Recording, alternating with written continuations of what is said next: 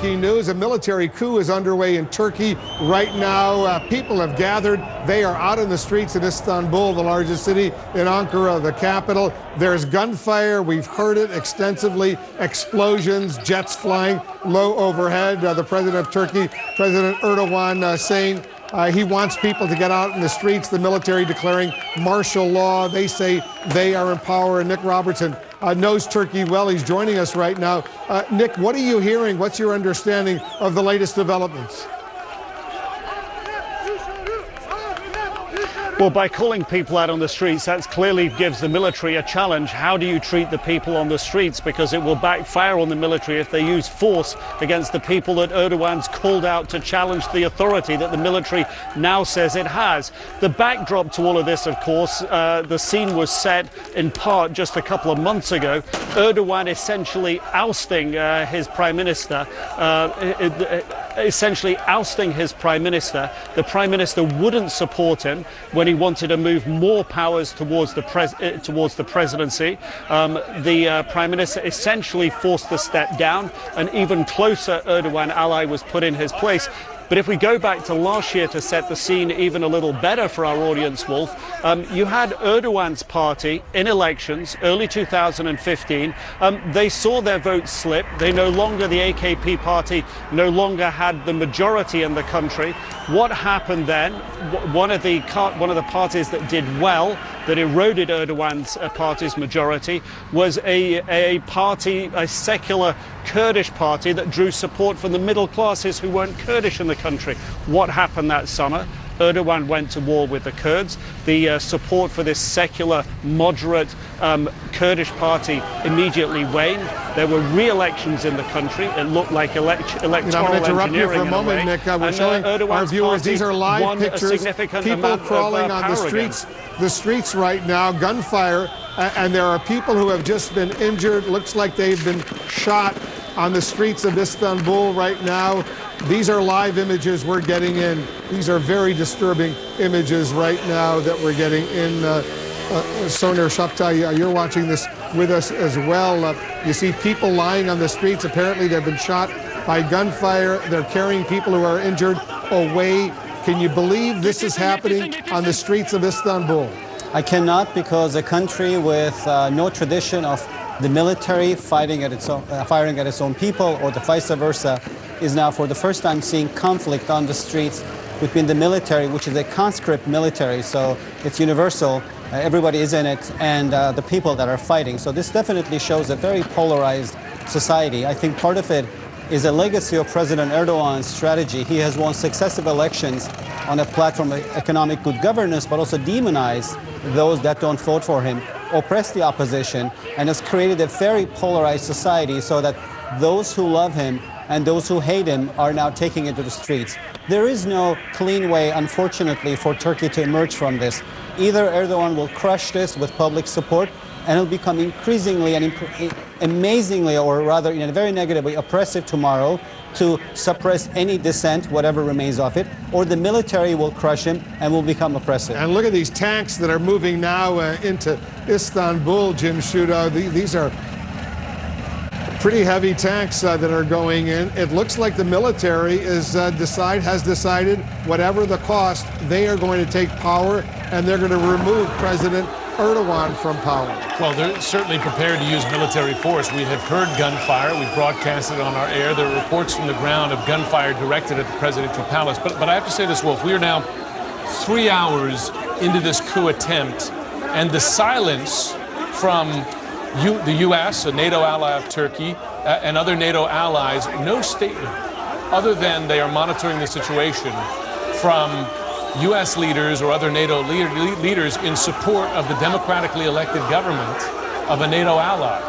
The silence is remarkable here. Of course, it's difficult to assess what is happening, but that silence is something that I'm sure is very loud and consequential to the government of Erdogan and others, that they are not hearing those statements of support at this point. So now you can see the people on the streets. They are protesting. You see the flag of Turkey flying.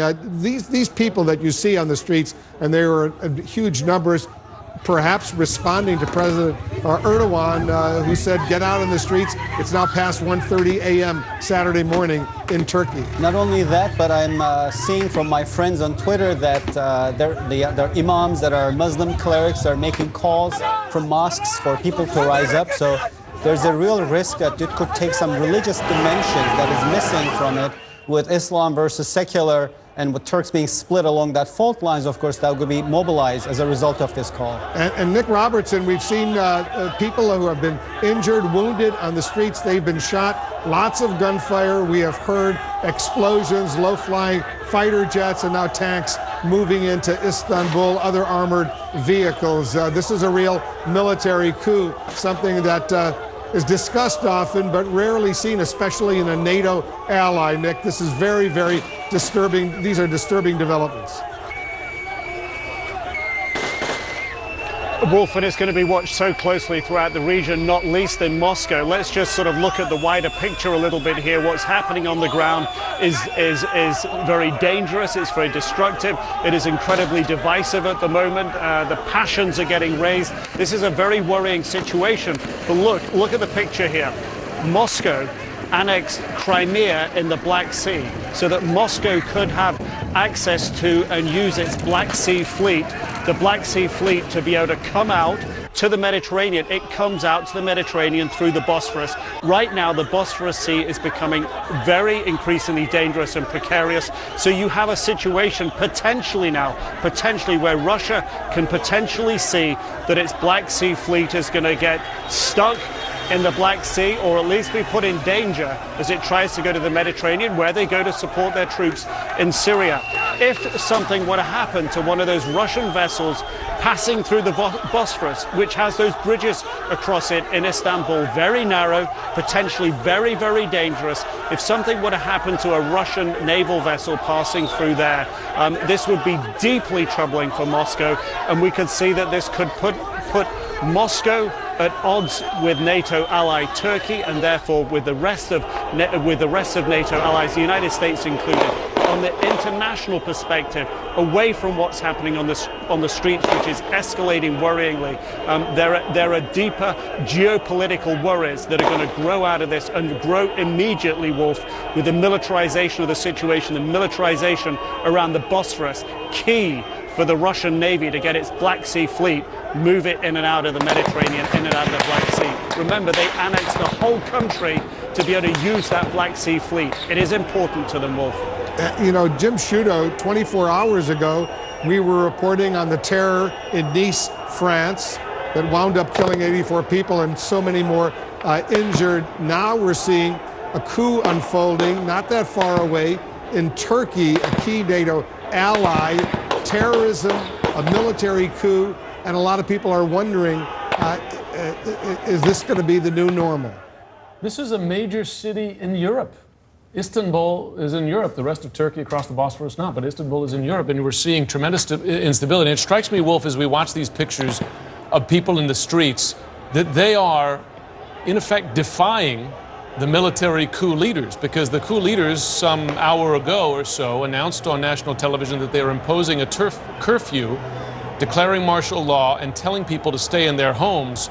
We're seeing in these pictures here that many thousands of people are denying that call, and perhaps listening to the call, the appeal from President Erdogan, who called for his supporters to go out in the streets. And they are out in the streets, and you see a lot of people out in the streets. Ivan Watson, who has lived in Turkey, has spent a lot of time in Turkey. Ivan, if someone would have said to you just yesterday or the day before, there's going to be a military coup in Turkey, thousands of people will be on the streets, armored vehicles will be there, tanks will be there, gunfire will be heard, jets will be flying overhead, what would you have said? Well, I believe that Erdogan, the president, had effectively tamed the military years ago when prosecutors threw hundreds of generals and admirals in prison for alleged coup plots, and then was able to appoint commanders of the military that were perceived to be much more loyal to him. So the military appeared to have been, in the past, traditionally in Turkey, a very powerful political force that had carried out 4 coups in 50 years. But in the last decade of Erdogan's rule, it was largely subservient to the elected executive, the elected when he was prime minister and now president. There are big questions here, Wolf.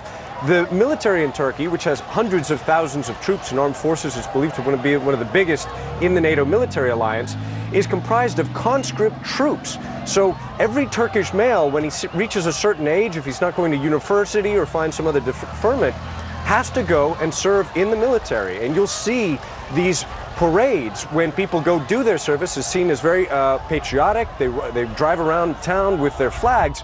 So if a faction of the military is doing that, and the military is representative of the Turkish population, then clearly not all of the soldiers in the military are going to support this against a president and a government that they presumably, 50% of them, have voted for. So there's some real challenges here. We've heard of gunshots being fired, not only on the first Bosphorus Bridge, which has been blocked, and we've seen those live pictures coming, which has been blocked by the military. We've also heard of gunfire in Istanbul's central Taksim Square, presumably to disperse some pro-government demonstrators there. And I'm hearing from eyewitnesses about how police and soldiers have been facing off here. One of the big concerns here is the police have commanders, hundreds, thousands of them, that have been placed directly by Erdogan and his political party. And they are going to be seen to be much more loyal to the government, which effectively now is in hiding. We don't know where any of the ministers are, where President Erdogan is, where the prime minister is. They're presumably not disclosing their location to protect themselves as this power struggle continues to unfold in the pre-dawn hours in Turkey. Wolf? Ivan, you've worked in Istanbul, you've lived there, and look at these pictures. Look at that bus on that bridge there in Istanbul. Well, we've lost some of it, but it looks, you give us a little personal reflection. You know that area well. That's right. I mean, just recently, a third bridge was constructed over the Bosphorus. This is a strategic body of water. It bisects Istanbul, Turkey's commercial capital, its culture capital, its largest city, cuts it in half.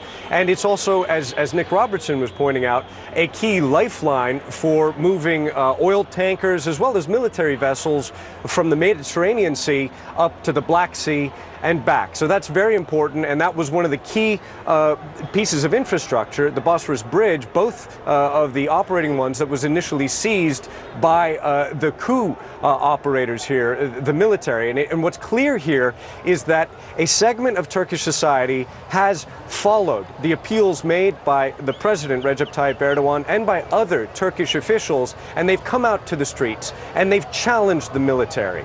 They've challenged the military, the faction at least, that is out in the streets trying to impose this curfew. So the curfew is not being adhered to, and it's setting up potential confrontations, which looks like what we've seen on the Bosphorus Bridge there between the military and Erdogan supporters. And what will be incredible is if the military, in fact, opens fire on any of these demonstrators. That would really take Turkey into uncharted waters right now.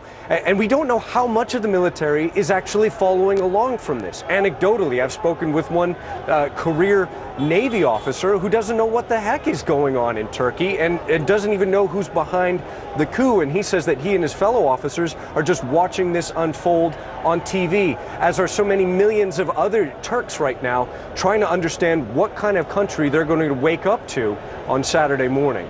And Ivan, we've heard some concern being expressed that there could be actual clashes between elements of the military and elements of the National Police Force. Is that something that you consider to be realistic?